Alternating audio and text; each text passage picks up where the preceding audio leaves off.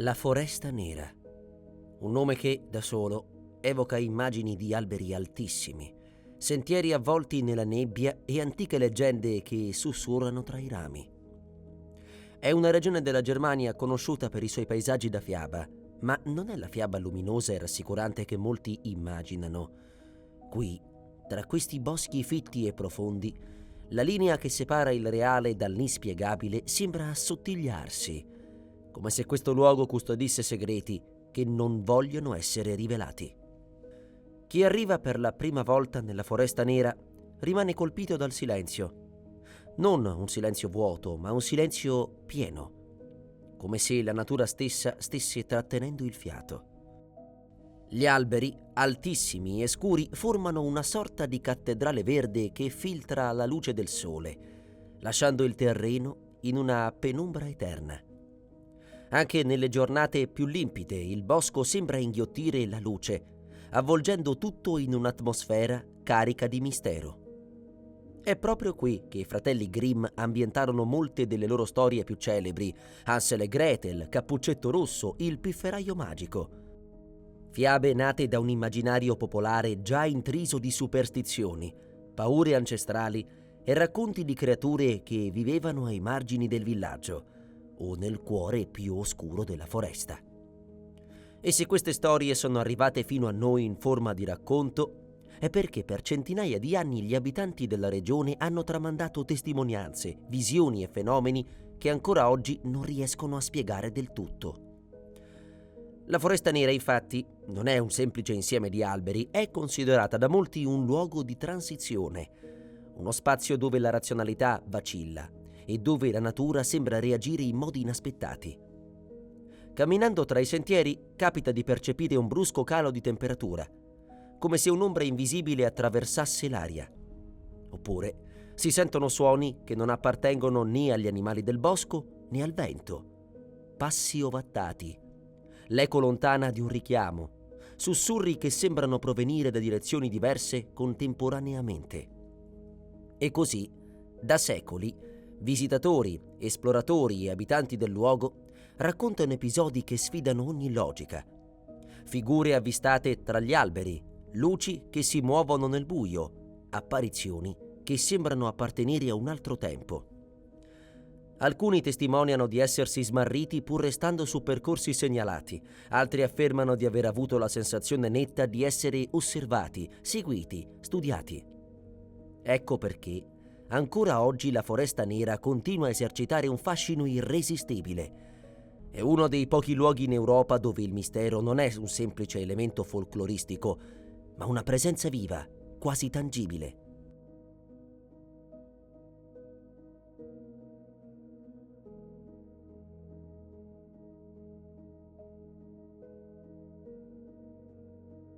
La Foresta Nera è un luogo che sfida l'immaginazione.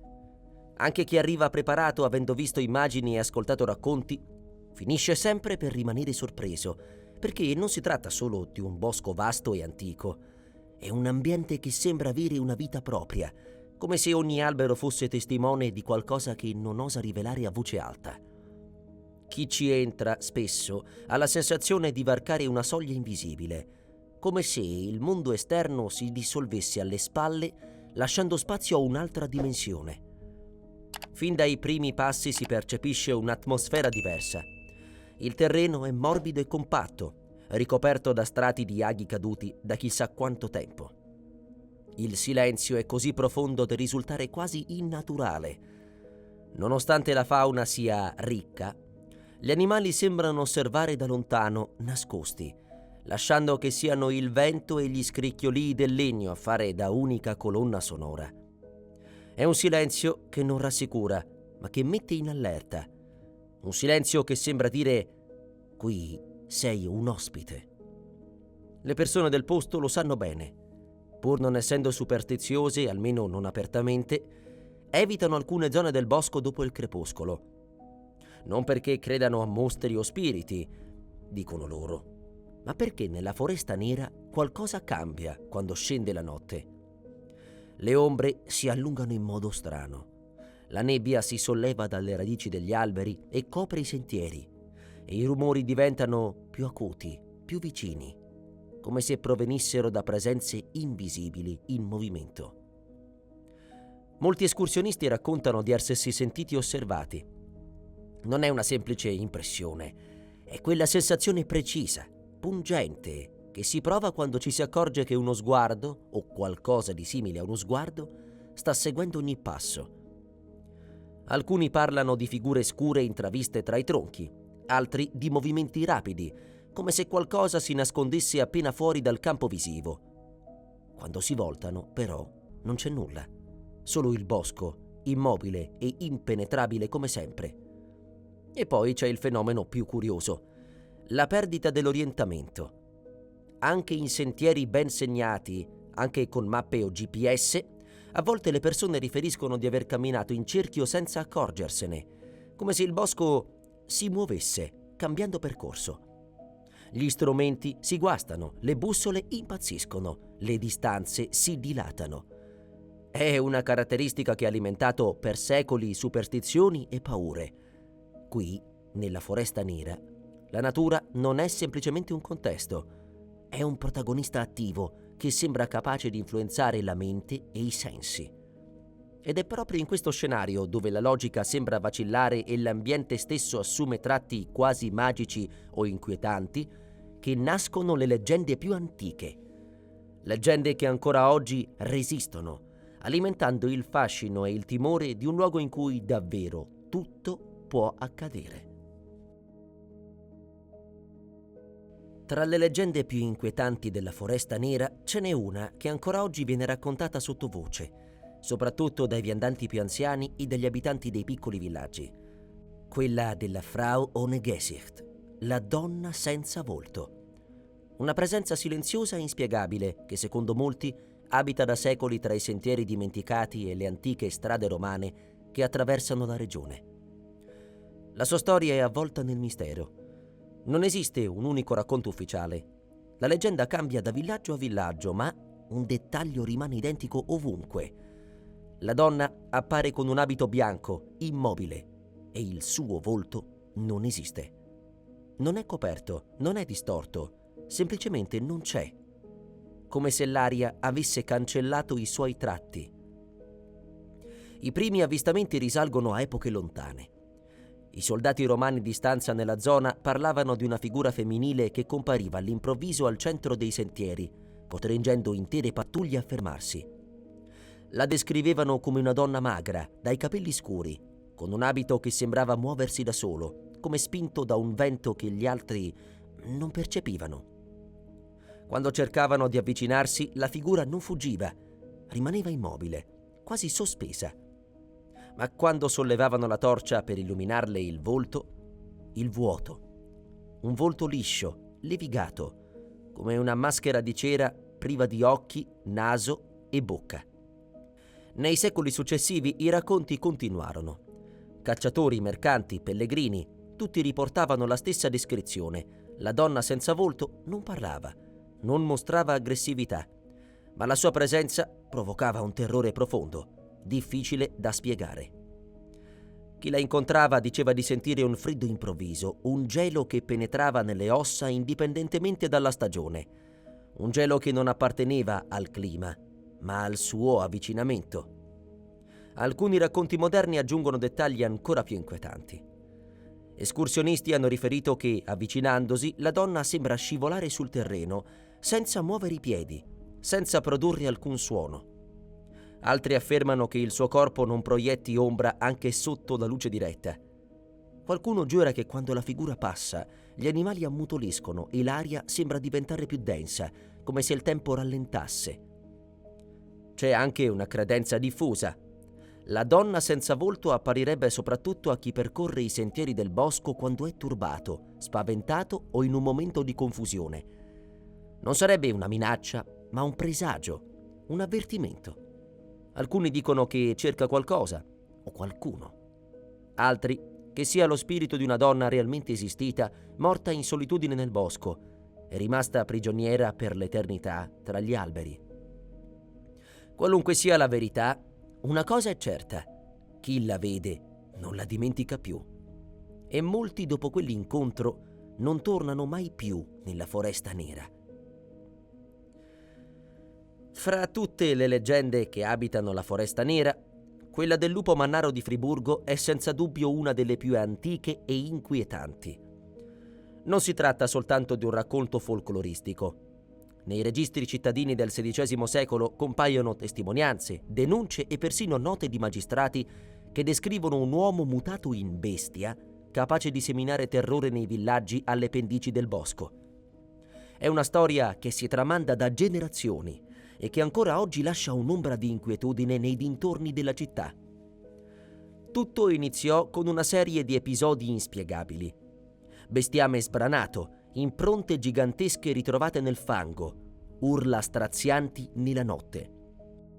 Gli abitanti parlarono subito di un grosso lupo, ma i cacciatori più esperti giurarono che nessun animale conosciuto fosse capace di lasciare segni simili.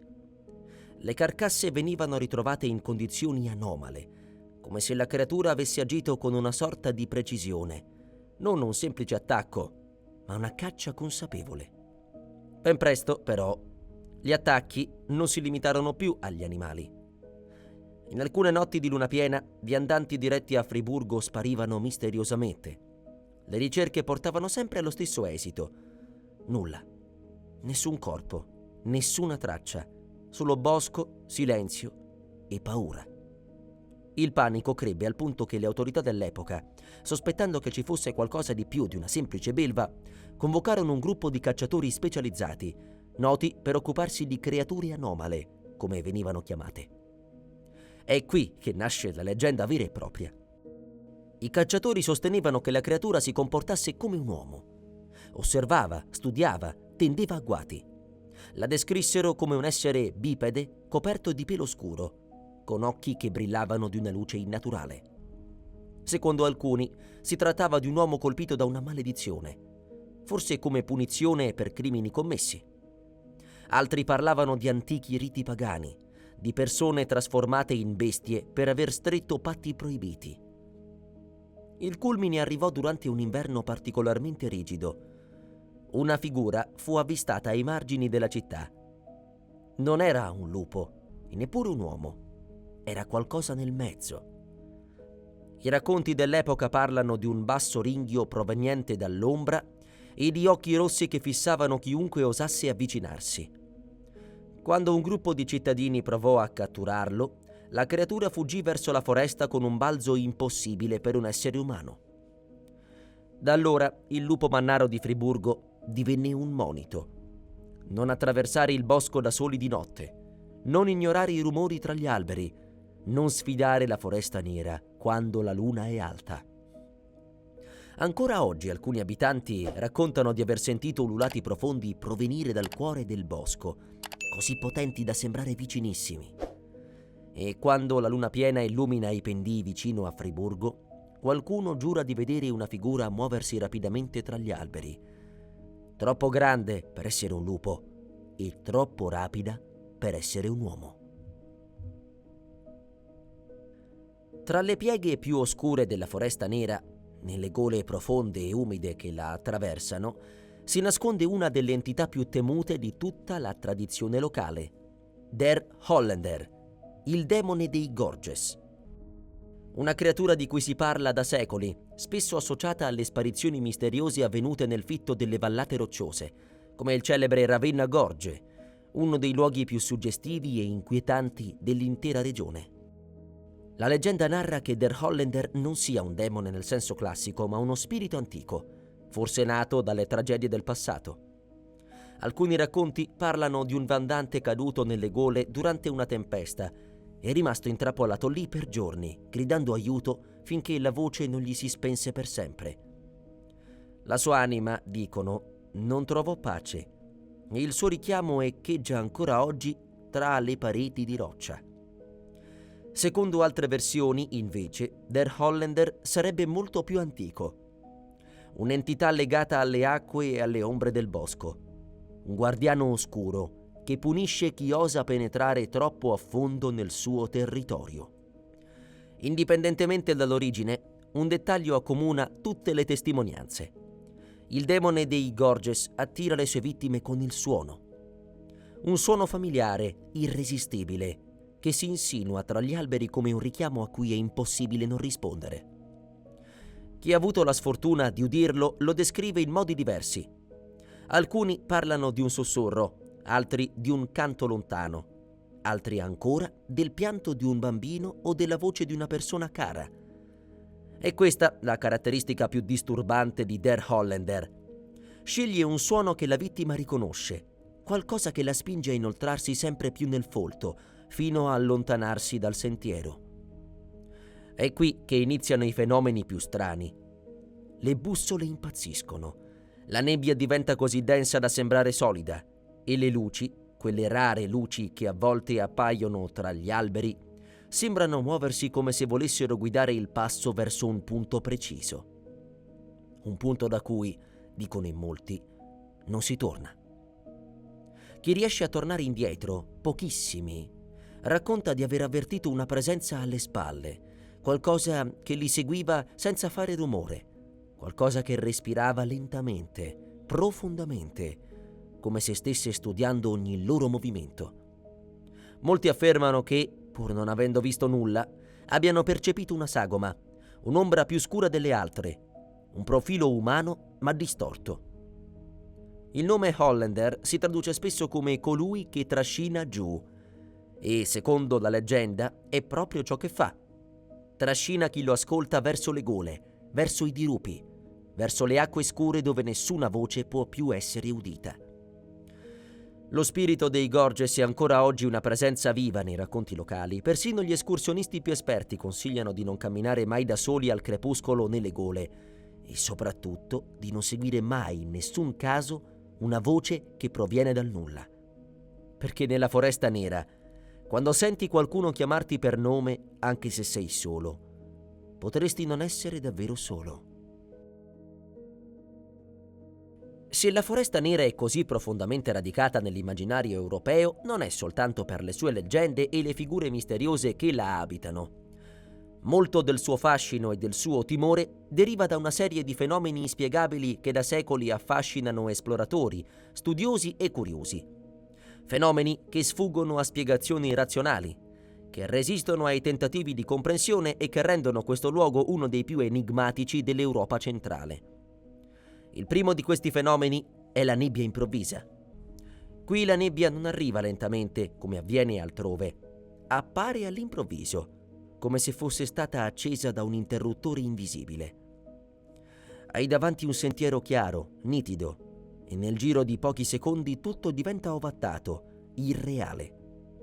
Alcuni escursionisti la descrivono come una coltre che sembra consapevole, si muove in modo anomalo, circonda la persona, la separa dal resto del mondo. A volte persino la luce della torcia viene assorbita, creando l'illusione inquietante di camminare nel nulla. Poi ci sono i suoni metallici, rintocchi, colpi lontani, echi come di catene o campane che emergono dal silenzio del bosco senza una fonte identificabile. Non provengono da villaggi vicini o da attività umane e spesso sembrano avvolgere chi ascolta provenendo ora da destra, ora da sinistra, come se qualcosa si stesse muovendo tra gli alberi. Gli abitanti del posto li chiamano i suoni degli spiriti e credono che siano legati ad antiche miniere abbandonate o ai passi di chi, nel passato, non ha mai lasciato davvero questi boschi. Un altro fenomeno molto documentato sono le luci vaganti, piccoli globi luminosi, bianchi o azzurri, che si muovono tra gli alberi a pochi metri da terra. A volte restano immobili, altri sembrano seguire chi le osserva. Molti escursionisti hanno tentato di avvicinarle, ma ogni volta le luci si spostano con una rapidità innaturale, scomparendo come se si dissolvessero nell'aria. Non sono lucciole, non sono lanterne e non sono riflessi. Compaiono anche in aree completamente prive di fonti luminose. E poi c'è la sensazione più inquietante di tutte: essere osservati. Non è un semplice timore psicologico, è una percezione precisa, intensa, che porta la pelle a incresparsi e il battito a rallentare. Molti raccontano di aver avvertito questa presenza soprattutto vicino alle rovine delle vecchie torri di guardia romane o nelle zone dove il bosco è così fitto che la luce non entra neppure a mezzogiorno. È come se qualcosa o qualcuno seguisse ogni passo, silenzioso, paziente, nascosto appena oltre la linea degli alberi. Ci sono poi testimonianze di persone che riferiscono di aver perso la cognizione del tempo, di aver camminato per minuti che sembravano ore o viceversa, come se il bosco fosse in grado di alterare non solo lo spazio, ma anche la percezione stessa della realtà. Nella Foresta Nera, i fenomeni inspiegabili non sono eccezioni, sono parte integrante del luogo e più si prova a razionalizzarli, più sembrano sfuggire alle spiegazioni. La Foresta Nera non è soltanto un luogo di leggende e apparizioni. Per secoli è stata considerata uno dei centri più importanti delle pratiche occultistiche e dei culti pagani dell'Europa centrale. Le sue vallate isolate, i picchi ricoperti da boschi impenetrabili e i villaggi distanti tra loro hanno creato l'ambiente perfetto per riti, cerimonie e incontri segreti, spesso avvolti nel mistero più assoluto. Uno dei luoghi più emblematici è la Valle delle Streghe. Oggi è una zona turistica tranquilla, con mulini e sentieri panoramici, ma nel passato era tutt'altro che rassicurante. Si dice che qui si svolgessero raduni notturni durante i sabba, rituali pagani legati alla natura, alla fertilità, all'alternanza delle stagioni. Il fuoco, raccontano i più anziani, brillava così intensamente da essere visibile anche a grande distanza e le donne che vi partecipavano indossavano maschere elaborate per non essere riconosciute. Durante il periodo della caccia alle streghe, tra il XVI e il XVII secolo, la Foresta Nera divenne uno dei territori più sorvegliati dell'impero. Le autorità temevano che nei villaggi più isolati fiorissero ancora culti antichi sopravvissuti all'avanzare del cristianesimo. Molte donne e alcuni uomini vennero accusati di stregoneria solo perché conoscevano le erbe della regione o perché erano in grado di curare malattie con rimedi naturali tramandati da secoli. Le loro case venivano bruciate, le famiglie allontanate e il bosco inghiottiva ogni traccia della loro esistenza. Ma alcune storie non sono mai state cancellate. Secondo la tradizione, nelle notti di Walpurgis, il 30 aprile, il bosco vibra di un'energia particolare. È la notte in cui, secondo le antiche credenze germaniche, gli spiriti tornano a camminare sulla terra e le streghe celebrano l'arrivo della primavera. C'è chi giura di aver udito canti e tamburi provenire da radure dove non dovrebbe esserci nessuno. Altri affermano di aver visto fuochi accendersi e spegnersi senza alcuna presenza umana. Molte leggende parlano anche delle donne bianche, spiriti benevoli o malevoli, dipende dai racconti, che avrebbero protetto i culti pagani e punito chi vi si avvicinava senza permesso. Si dice che fosse loro il compito di sorvegliare gli antichi cerchi di pietre, alcuni ancora visibili, in cui venivano celebrati i riti più sacri. E poi c'è una credenza che pochi osano raccontare. In alcune zone del bosco, specialmente nei pressi delle grotte naturali, il terreno sembra vibrare, come se respirasse. Secondo la tradizione, quei luoghi sarebbero porte, varchi dimensionali dove i culti più antichi cercavano di comunicare con entità naturali o soprannaturali. Per alcuni, superstizioni, per altri, tracce di una conoscenza perduta. Una cosa però è certa: nella Foresta Nera, l'eco dei culti antichi non si è mai davvero spento. Si percepisce ancora, come un sussurro che arriva dal passato, o forse da qualcosa che non è mai andato via. Tra tutte le storie moderne legate alla Foresta Nera, ce n'è una che negli ultimi decenni ha assunto i contorni di una vera e propria ossessione per escursionisti, cercatori di misteri e appassionati del paranormale. La casa che appare e scompare. Una piccola baita di cui nessuno conosce l'origine e che a quanto pare esiste solamente quando vuole esistere. Il primo racconto documentato risale al 1989, quando due escursionisti tedeschi, entrambi persone assolutamente pragmatiche, senza alcuna inclinazione per il soprannaturale, riferirono di aver trovato una piccola costruzione in legno mentre percorrevano un sentiero secondario vicino a Triberg. La descrissero come una baita molto semplice, con una porta di legno massiccio e due finestre completamente sigillate da assi inchiodate. Non c'era alcun camino, non c'era alcun segno di vita, ma ciò che li colpì fu l'odore che proveniva dalla struttura. Terra bagnata e ferro, Un odore intenso, pungente, che sembrava provenire dall'interno. I due tentarono di avvicinarsi, ma, e questo è il dettaglio più strano, entrambi riferirono la stessa sensazione, come se l'aria intorno alla casa fosse diventata improvvisamente più pesante, più fredda. Una presenza invisibile li avrebbe spinti a fare un passo indietro. Nessuno osò aprire la porta. La baita rimase lì, immobile, nel silenzio assoluto del bosco. Il giorno dopo decisero di tornare sul posto, questa volta portando con sé una mappa più dettagliata. Ma quando raggiunsero il punto esatto, la casa non c'era più. Non restavano tracce, niente fondamenta, niente assi, nemmeno una depressione nel terreno che potesse suggerire la presenza recente di una costruzione. Solo alberi, muschio e silenzio. Nei decenni successivi, avvistamenti simili continuarono ad emergere. Diverse persone, spesso senza conoscersi tra loro, descrissero la stessa baita. Finestre sbarrate, porta chiusa, odore di umidità e ferro. In alcuni casi la casa appariva in zone distanti anche chilometri l'una dall'altra, come se non fosse ancorata a un luogo fisico, ma si manifestasse soltanto in momenti particolari. Altri testimoni raccontarono che, quando la si osserva troppo a lungo, le ombre intorno sembrano muoversi, oscillare, come se qualcosa stesse camminando lentamente dietro le assi inchiodate. Una leggenda popolare sostiene che la baita sia un residuo di un antico insediamento ormai scomparso, un eco di una costruzione che non esiste più da secoli, ma che per ragioni sconosciute continua a tornare. Un'altra teoria parla di un luogo spostato, una casa appartenuta a qualcuno che è morto in circostanze tragiche e la cui presenza trascina con sé anche l'edificio, come un'ancora spirituale impossibile da spezzare. Nessuno sa che cosa ci sia dentro. Nessuno è mai riuscito ad aprire quella porta, o forse nessuno ha mai voluto farlo. La Foresta Nera è molto più di una semplice destinazione turistica, più di un insieme di boschi, sentieri e panorami suggestivi.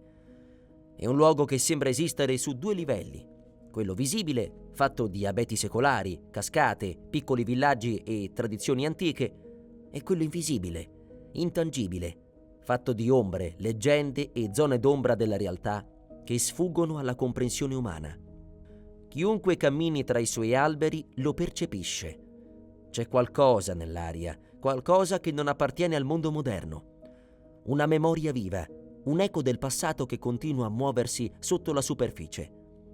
Le leggende della donna senza volto, del lupo mannaro di Friburgo, del demone dei Gorges e della casa che appare e scompare non sono semplici storie inventate per spaventare i bambini. Sono frammenti di un mosaico molto più complesso, testimonianze di secoli di incontri, timori e fenomeni che nessuno è riuscito a spiegare davvero.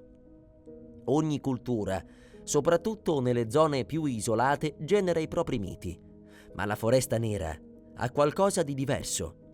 Qui i miti non sembrano mai del tutto separati dalla realtà. Le testimonianze sono troppe, troppo coerenti, troppo ricorrenti.